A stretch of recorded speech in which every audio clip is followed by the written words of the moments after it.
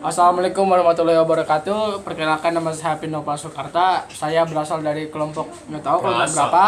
Yang penting saya akan saya perwakilan yang akan menjelaskan tentang daur ulang karbon. Kelompok saya berisikan 5 orang. Yang pertama saya, Naila Padya, Muhammad Rizky, Jenny Despira, dan Kesia Nabila. Naupa Kesia Nabila. Oke, langsung aja cekidot. Menurut buku Environmental Science yang berjudul Earth as Living Planet yang ditulis oleh Daniel B. Botking dan Edward L. Keller, bahwa siklus karbon adalah proses pertukaran unsur karbon antara biosfer, pedosfer, hidrosfer, dan atmosfer. Siklus karbon digolongkan menjadi 2 jenis berdasarkan pada durasi prosesnya. Yang pertama, siklus karbon jangka pendek terjadi dalam waktu yang relatif singkat, biasanya hanya membutuhkan waktu berhari-hari, berbulan-bulan, atau hitungan tahun bagi karbon untuk mengalir melintasi berbagai reservoir karbon. Misalnya, proses penyerapan karbon untuk fotosintesis. Yang kedua, siklus karbon jangka panjang dinyatakan panjang apabila siklus karbon membutuhkan waktu ribuan tahun dalam sekali proses. Misalnya, karbon dari fosil yang terpendam sejak zaman purba. Oke, proses terjadinya daur karbon terbagi menjadi beberapa tahap, yaitu 1. Tahap fotosintesis. Tahap pertama yang terjadi dalam daur karbon adalah tahap fotosintesis yang dilakukan organisnya autotrof seperti tumbuhan, fitoplankton, alga, dan bakteri. Organisme tersebut menyerap karbon dari udara yang berupa karbon dioksida atau dari air berupa ion bikarbonat.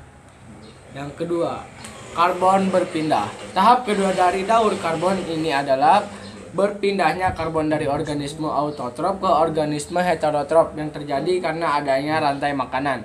Organisme autotrof dikonsumsi oleh makhluk hidup lainnya. Makhluk hidup lain inilah yang kemudian mendapatkan karbon melalui makanan yang digunakan untuk membangun jaringan tubuh adjarian.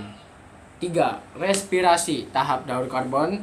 Karbon juga terjadi dalam proses pernapasan atau respirasi makhluk hidup. Hal ini terjadi karena makhluk hidup bernapas dengan menghirup oksigen yang kemudian diedarkan ke seluruh tubuh. Yang keempat, dekomposisi. Tahap keempat dari daur karbon ini adalah penguraian sisa-sisa makhluk hidup atau dikenal dengan proses dekomposisi. Pada proses ini, dekomposisi ini akan menguraikan sisa-sisa zat organik tersebut menjadi bentuk-bentuk yang lebih sederhana. Salah satunya adalah karbon. Yang kelima, 1, 2, 3, 4, 5. Pembakaran energi fosil. Berbagai sumber energi fosil seperti batu bara, minyak bumi, dan gas alam terbentuk dari sebuah karbon adjarian. Penggunaan energi fosil tersebut dilakukan manusia melalui proses pembakaran dengan melepaskan gas karbon dioksida. Hal ini membuat karbon yang ada di dalam bahan bakar fosil tersebut akan dilepaskan kembali ke atmosfer. Manfaat daur karbon. Manfaat daur karbon adalah mengembalikan karbon yang ada di atmosfer ke organisme hidup seperti kita. Fotosintesis dan respirasi karbon dioksida hasil respirasi makhluk hidup dan aktivitas manusia akan menuju ke atmosfer. Jika tidak diserap oleh tumbuhan serta alga, maka akan menyebabkan efek rumah kaca. Mungkin cukup sekian yang bisa disampaikan. Kami pamit undur diri karena lebih baik sadar diri daripada memaksakan kehendak diri sendiri. Kumaha barudak. Well, cukup sekian. Wassalamualaikum warahmatullahi wabarakatuh.